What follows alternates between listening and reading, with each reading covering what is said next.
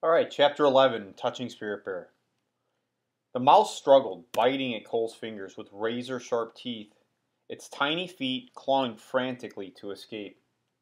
Cole pitied the scared little mouse, but he held on, gripping with all his strength.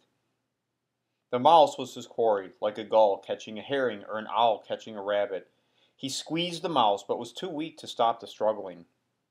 Cole felt the mouse squirming free, so quickly he brought his fist to his mouth. He pressed his hand against his lips and forced the struggling rodent between his teeth. It kept struggling, biting at Cole's lips and tongue. Cole bit down too, and a tiny bone crunched. The mouse spasmed but kept squirming. Cole bit again, but his jaw lacked strength. Still the mouse wiggled and twisted, frantically chewing at Cole's tongue. For a brief second, Cole felt a furry head pass between his back teeth, and he willed his jaws together with every ounce of strength he could gather. The small skull crushed, and then the mouse stiffened and quit squirming.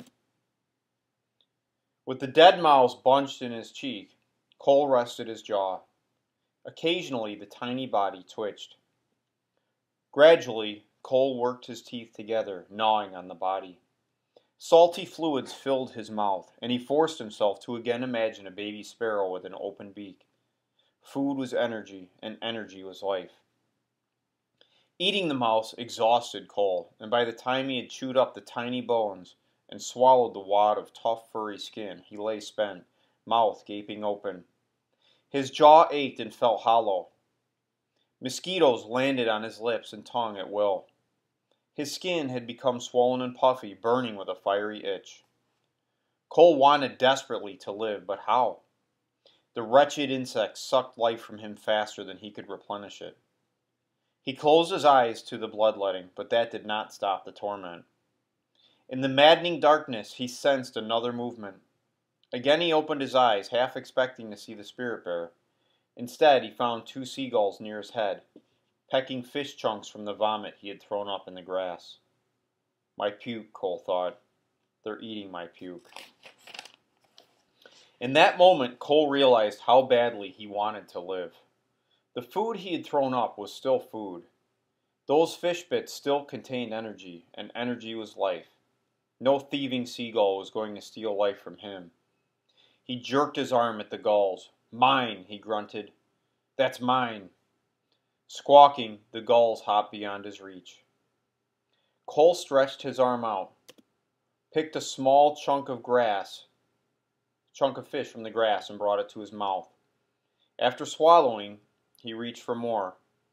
Bit by bit, he ate until the few remaining pieces were too small to pinch between his fingers. Finally, he relaxed. Eating had taken his last ounce of energy. He closed his eyes as drizzle fell again.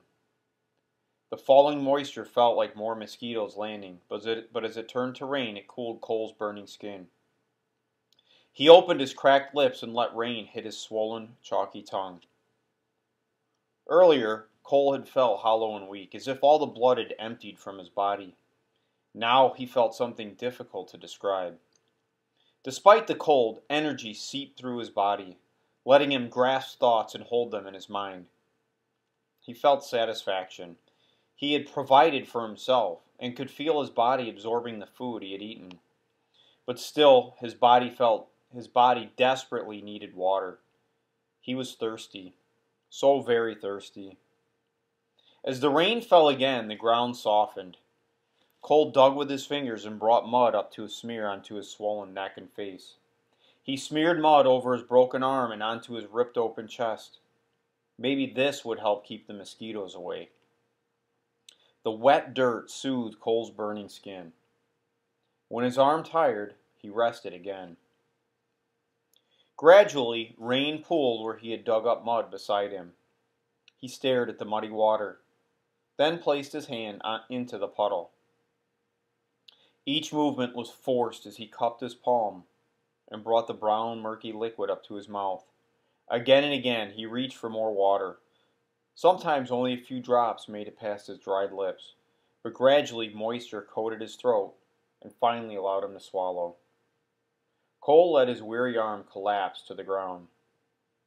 Resting, he gazed out toward the bay, at the eagles snatching fish from the surface.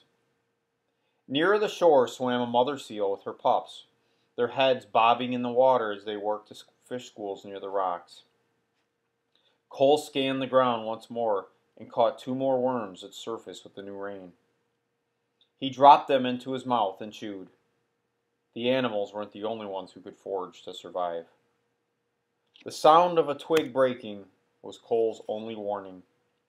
He turned his head to find the spirit bear standing barely 20 feet away, staring at him, one paw forward as if frozen in mid-stride. The bear's shiny nose twitched as raindrops beaded into splashed pearls on its shaggy hair. Its eyes glinted and flickered. Cole's heart raced and his wounds throbbed. He felt the ripping of his skin all over again and heard once more the breaking of his bones.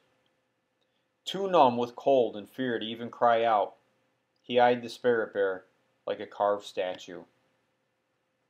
Cole licked at his cracked lips. Had the bear returned to kill him, or was it just toying with him? He found himself trembling with fear, not of death, but of helplessness. He hated being at the mercy of the world around him. Why didn't this monstrous white creature just walk in and finish what it had started? A single bite from its massive jaw, one hard swat from its powerful paw, anything now would tip the balance and end this nightmare. One way or another, Cole decided to bring this moment to a conclusion.